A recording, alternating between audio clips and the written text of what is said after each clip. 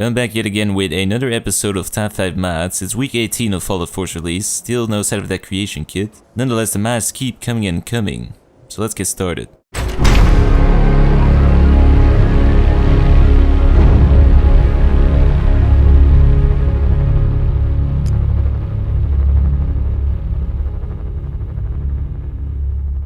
Coming in at number 5 is build your own vault. So do you think Vault Tech is just bad at designing things and you want to build your very own personal vault from scratch? Well, this mod allows you to do just that. Simply place down an elevator entrance at one of your settlements and use it, and you'll be transported to your very own vault. Well, I mean, you're gonna have to build it first. The main entrance is there, but aside from that, it's just an entrance to nothingness. So you're gonna have to get crafting. Fortunately, the mod does give you access to the vault hallways, stairs, doors, and whatnot. So I made my very own Vault 114. I placed out some extra lights at the entrance area because it was kinda dark. You know, make sure it was brightly lit and cozy. There's a bedroom area and a bathroom in one. Even has a sleeping bag for a friend. Right next to that we got the living room area and the bar area, so you can watch TV there. Unfortunately the TV is kinda broken, so you can still look at it though. It's just probably kinda boring. But in case that does get boring, I mean the bar is right there. It's got a nice stack of Deezer's lemonade and some alcohol as well. And most importantly, it also has a mole rat smiley wall decoration. Custom. Moving on, it's got a disco hallway. I mean, this is the VIP area after all. Then some drink dispensers to make sure you're not too thirsty after leaving the bar. And then around the corner we got the sky bridge. It's for when you're gonna get some fresh air and stare up at the giant elevator shaft. Just make sure you don't fall down, otherwise you'll end up in oblivion, I think. I'm not quite sure yet, actually. But yeah, overall this is a pretty cool mod. The snapping feature doesn't really work 100% of the time, so sometimes things will kind of overlap. Also, the snapping feature for the doors doesn't seem to work at all, so you probably want to get placed in red, but overall this is probably more Bethesda's building system's fault than the mod's fault. But if you want to build something new and unique, you can now go underground. As they say, the ground is truly your limit. At number 4 we've got console commands compilation. Definitely some nice alliteration going on there. But yeah, the console commands allow you to do a lot in Bethesda games. I mean, all these weird battles I set up require a fair amount of console commands to actually work. You have to spawn in NPCs, toggle their AI, enable flight cam mode, God mode, no clip mode, and that is just a few of the commands I actually use. And you have to find these console commands somewhere on the internet and then enter them properly. Sometimes it's a tad bit confusing as well. If you want to spawn in a weapon, for example, you have to find the actual weapon code, and then enter player.add-item with the code pasted afterwards. And then maybe you mistype one of the letters and you have to do it over again. It's kind of a pain in the ass to use, and it's rather time consuming too. So this mod makes it rather simple for you. You just navigate through an easy to use menu to what you want to do, flick your scroll wheel up and down, and everything is done for you. You don't even have to type. It basically works like a tree. Each category at the top unlocks more options down below, and you keep going down until you hit the lowest tier. Then simply scroll up and scroll down and the command is entered in for you. It's just perfect for when you want to fight a behemoth in a radiation storm, but then you realize your game is on survival difficulty and you didn't enable God mode. So then you try and enable God mode, but you're already kind of dead, so it doesn't really work. And then when you spawn in again, you try and enable God mode again, but instead of enabling it, you disable it because you already enabled it. And then when you go to blow up the behemoth in slow motion to look really cool, you inadvertently kill yourself and look like a fumbling idiot. I mean, it can happen to the best of us. Console commands, as I said, very tricky.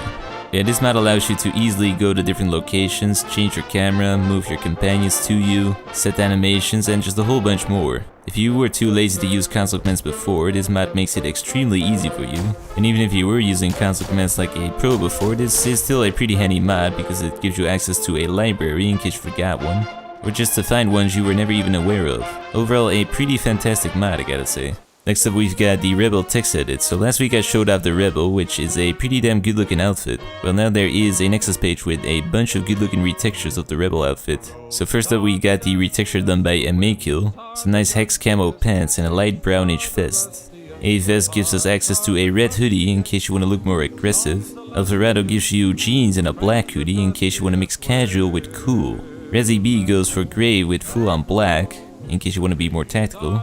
Then we've got casual, for those who just don't want to overdress. Alex Rovanov prefers his hex pants with a full black top.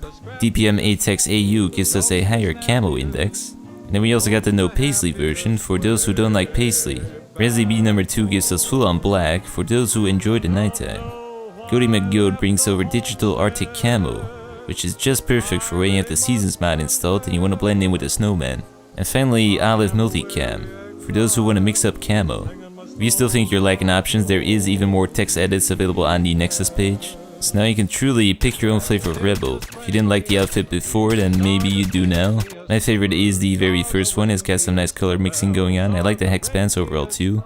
Modern but elegant.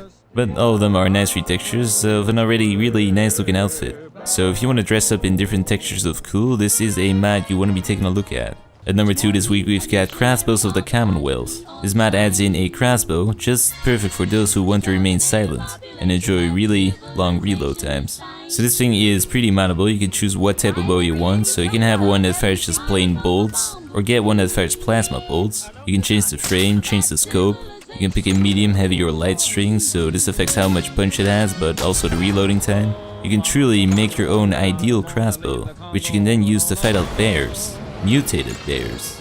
But anyone that's seen the Revenant knows that a crossbow just isn't going to do. To fight out bears, you need a knife. So we'll use the survival knife. It's a beautiful shiny knife, it's got a wooden handle and a nice stainless steel blade with a saw on top. It is not moddable though, the only thing you can change on it when you install the mod is decide whether or not you want letters on it. But then again, there is not a lot you can attach to a knife. Unless you want one of those Swiss army knives with a laser pointer. Anyhow, I'm not a melee guy, but this is one good looking knife. But using a knife makes your new clothes all bloody, so we'll use the LK05 carbine instead. So this is a nice matte black carbine that fires the 5.6 round. It's not awfully powerful, but it does have a fairly high fire rate. Mounting this thing is pretty standard, it's got different receivers that make it shoot a bit faster or make it a bit more powerful.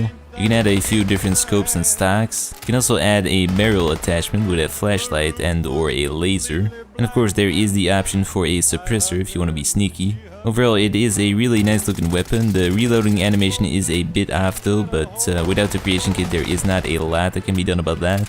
So if you're looking for a new toy, you might have just found it. It definitely did help me out fighting off the Mirelurk Kings. And lastly, we've got another bonus mod, it's POKENONNPC. This mod gives you access to a bunch of different Pokeballs. Each Pokeball contains a specific NPC, and there is also a random Pokeball which spawns in a random NPC. They work pretty much like grenades, but instead of blowing up, they spawn your very own Pokemon. So you can now truly be a PokeMaster. Unfortunately, the factions still remain the same, so if you spawn in a Deathclaw, it's still gonna try and gnaw you apart. So be warned. But overall, this mod is a lot of fun to use. You can just use it to throw random monsters at your enemies. And if that does not cut it for you, you can also just throw a bunch of random Pokeballs on the floor and just have your Pokemon fight to the death. I mean, that's pretty interesting. Just be warned, the sentry bots explode upon death. If you use them too much, you're not gonna have too many Pokemon left. Anyways, that was it for this week's mods. Some very good mods in there yet again. Every week the modders don't really seem to be sitting still, but they're still out there producing very good mods, which I look at. But if all goes well, I should be back next week with a fresh list of modifications. So hope to see you back next time.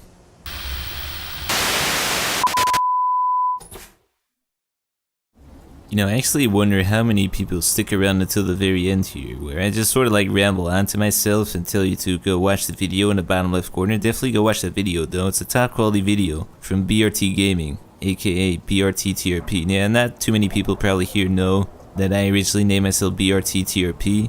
It was a very poor name choice, I will admit. Although in my head it does sort of make sense. I mean, once you know what the name is about, it does make sense. It's just very hard to remember for random people, which is why I changed it.